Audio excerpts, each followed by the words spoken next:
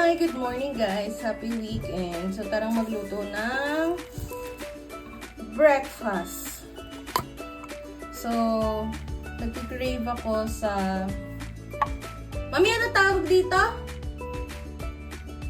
Sardinas na may itlog. Basta ganun. Tortang sardinas daw yan. So, ayan na yung egg natin. Tapos ang ginagawa ko guys, hinihiwalay ko yung sabaw. Tapos siya yan yung sausawan ko mamaya. Ganun ako gumawa. Nakasanayan ko yan sa lola ko. Tapos yan, sasama na natin.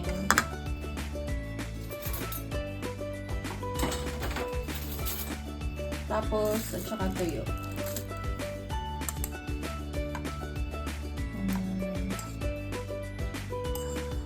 Kahit bawal tayo dito, go lang. Bawal tayo sa malansa. Kaya lang, tagal ko nang di nakakakain ito guys. So ito, isi-save natin. Tagal ko nang di nakakakain ito. Dati sinasama pa namin ito sa recipe namin. Tapos, nabibili naman siya. Nakakatuwa. Hindi ko na nilalagyan ng ano kasi yung sardinas mismo meron na yung ano mga preservatives, additives na nilalagay na kung ano-ano. So, iba tayong maglagay ng seasoning. Siguro salt lang. Konting-konti. Minsan kasi nakalata na. So, yung start na tayo magluto guys. Mag-fried rice din tayo. Okay na natin guys.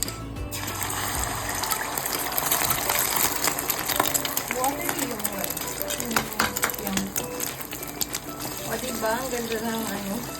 Hindi ko nabili yung pagkataplit ko. Sayang. Huli na natin. Tapos na guys.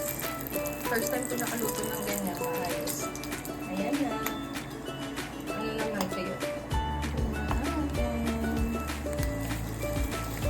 Lahat na natin isang mahal. Iba lang naman lang.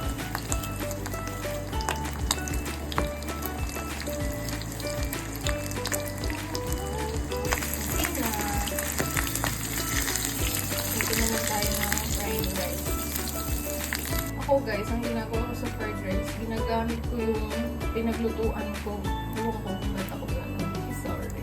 Tapos wala akong nilalagay ng iba. Talagang kanin lang.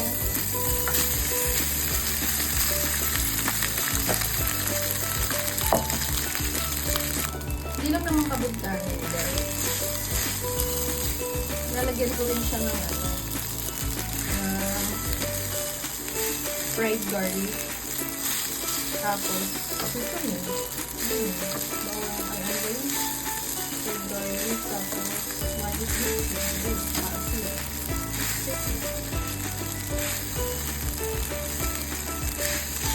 Ganun lang tayo gumawa.